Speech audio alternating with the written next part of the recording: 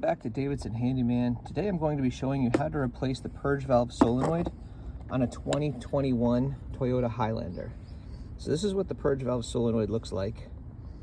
And what this does is it controls the amount of fuel vapors that come from your charcoal canister back into your engine to be burned to help reduce the amount of pollution that your vehicle emits. So your charcoal canister, the fuel vapors will come into the black port and then go out of this gray port back into your engine.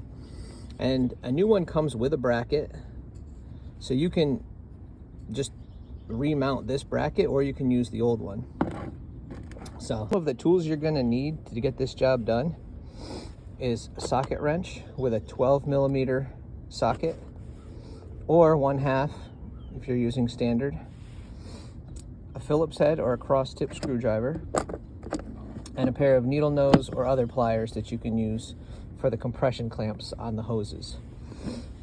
And of course, you'll need your new purge valve solenoid.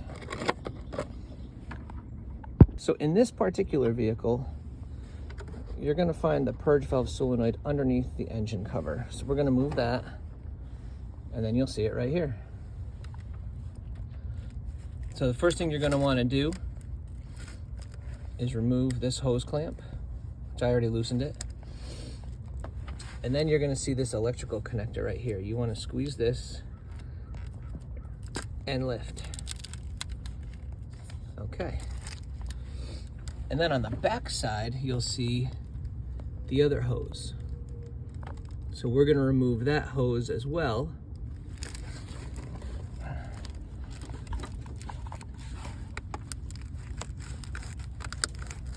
You might have to twist it a little bit to get it to break free.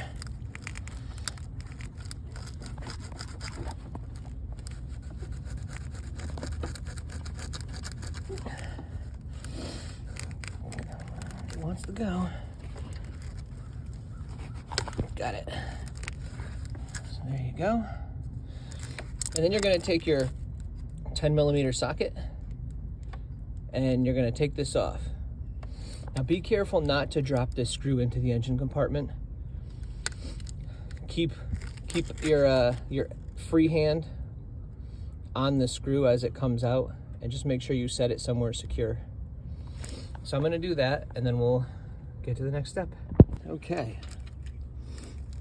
Once this screw, set that right there, is up, you can take out your purge valve solenoid. So if you're going to keep the bracket, this is where you would use your Phillips head screwdriver, and you'd undo that screw, and then this would come right off. So make sure you pay attention to how everything was mounted and oriented. Even take pictures to help you to make sure that everything goes back in the same exact position.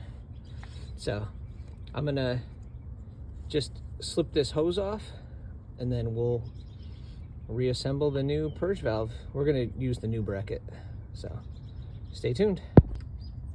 If your engine is throwing a code for a P0441, this is something you want to check. So this is a quick way to do it. Okay, so here is the new purge valve.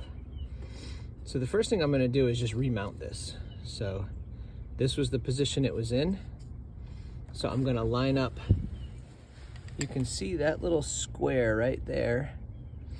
I'm going to line that up into this square notch and then put the screw through this hole to remount it. And I want that to be secured before I go and connect anything else back up. One thing to note, if you do end up removing this Phillips head screw to reuse the bracket, this screw is very, very short. So be careful not to drop it into the engine compartment when you take it out. I would loosen it and then take the rest out by hand and just keep really good control of it. So I'm gonna get this mounted. I'll be right back. Okay, it's mounted. I'm gonna reconnect this hose, making sure that it's in the clamp here. I'm gonna put this clamp on. Like that. I'm going to reconnect the hose in the back.